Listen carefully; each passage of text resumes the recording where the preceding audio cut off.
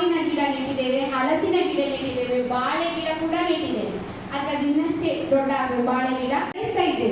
ಅಲ್ಲಿಯ ಒಂದು ಜನರ ಸ್ಪಂದನೆಯನ್ನು ನೋಡಿ ನಾವು ಯಾಕೆ ಉಡುಪಿಯಲ್ಲಿ ಮಾಡಬಾರ್ದು, ಇಲ್ಲಿಯ ಜನರಿಗೂ ಆ ಒಂದು ಕಾರ್ಯಕ್ರಮದ ಸದುಪಯೋಗ ಪಡೆಯಲಿಕ್ಕೆ ಸಿಗಬೇಕೆಂಬ ಒಂದು ಉದ್ದೇಶದಿಂದ ನಾವು ಉಡುಪಿಯಲ್ಲೂ ಒಪ್ಪಿಕೊಂಡು ಇಲ್ಲಿ ಬಂದಿದ್ದೇವೆ.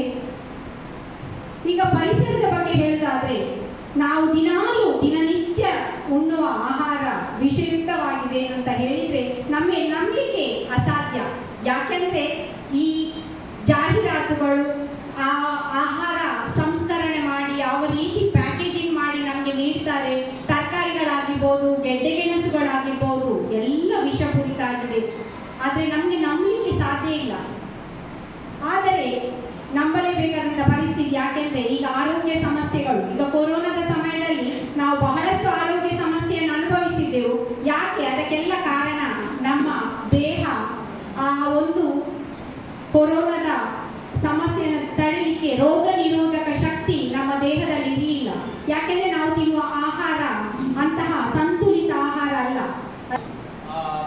ಕೈತೋಟದಲ್ಲಿ ನಾವು ಉಪಯೋಗಿಸುವಂತಹ ಕೆಲವೊಂದು ಸಲಕರಣೆಗಳು, ಅದೇ ರೀತಿ ಅದಕ್ಕೆ ನಾವು ಉಪಯೋಗಿಸುವಂತಹ ಮಣ್ಣು, ಅದೇ ರೀತಿ ಗೊಬ್ಬರ, ಅದೇ ರೀತಿ ಬೀಜ ಹಾಗೂ ಕಾಂಡ, ಇದರ ಆಯ್ಕೆ ನಮ್ಮಲ್ಲಿ ಒಂದು ಇರಬೇಕು.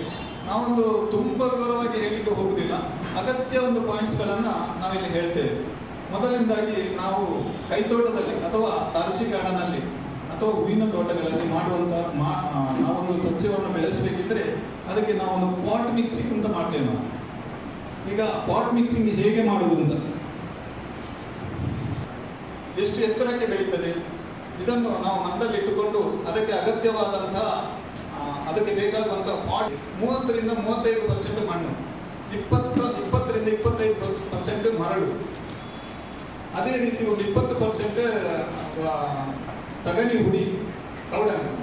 ಅದು ಸ್ವಲ್ಪ ಇದು ಹಸಿಯಾಗಿರಬಾರ್ದು, ಸ್ವಲ್ಪ ಒಣಗಿದಿರಬೇಕು, ಮತ್ತು ಸ್ವಲ್ಪ ಮಾಯಿಶ್ಚರ್ ಇರಬೇಕು. ಹಾಗೆ ಕೊಕ್ಕೋಪಿಟ್ ಒಂದು 2 ಗ್ರಾಮು ಸುಣ್ಣ. ಈ ಸುಣ್ಣ ನಾವು ಯಾವುದು ಸುಣ್ಣ ಕೂಡ ಆಗ್ತದೆ. ಈ ಸುಣ್ಣ ನಾವು ಯಾಕೆ ಉಪಯೋಗಿಸ್ತೇವೆ ಅಂದರೆ, ಈ ಮಣ್ಣಲ್ಲಿ ಬ್ಯಾಕ್ಟೀರಿಯಾಗಳು ಇರ್ತದೆ.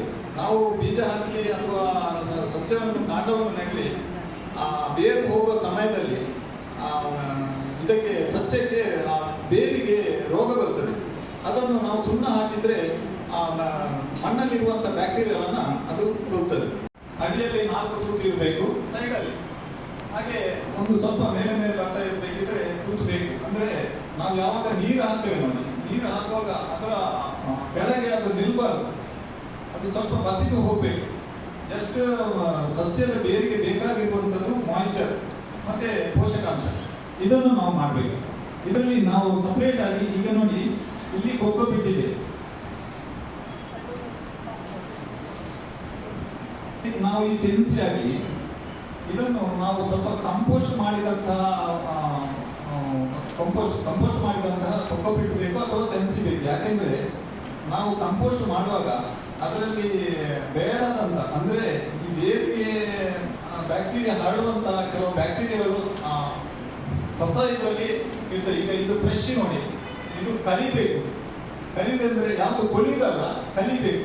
ಕಲಿಯುವಾಗ ಅದರಲ್ಲಿ ಬೇಡವಾದ ಬ್ಯಾಕ್ಟೀರಿಯಾಗಳು ಇದಾಗಿ ನಾಶ ಆಗಿ ಅದಕ್ಕೆ ಬೇಕಾಗುವಂಥ ಕಂಪೋಸ್ಟ್ ರೆಡಿ ಆಗ್ತದೆ. ನೋಡಿ, ಇದು ಕಂಪೋಸ್ಟ್. ಈ ರೀತಿಯಾಗಿ ಕಂಪೋಸ್ಟ್ ಆಗಿದೆ.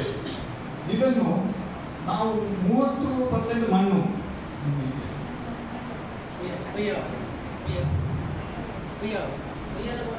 ಮಾಡಬೇಕು. ಅಂದಾಜಿದ್ರೆ ಆಯಿತು. ಇದು ಗೊಬ್ಬರ, ಇದು ಕಾಂಪೋಸ್ಟ್ ಗೊಬ್ಬರ, ಬಯೋ ಕಾಂಪೋಸ್ಟ್ ಗೊಬ್ಬರ ಅಂತ ಹೇಳ್ತೇವೆ. ಇದು ರೆಡಿ ಸಸ್ಯಕ್ಕೆ ಮಗುವಿಗೆ ಸಿರಿಲಾಗಿ ಹೇಗೆ ಕೊಡ್ತೇವೆ ಅದೇ ರೀತಿ ಅದಕ್ಕೆ ರೆಡಿಯಾದಂಥ ಆಹಾರ.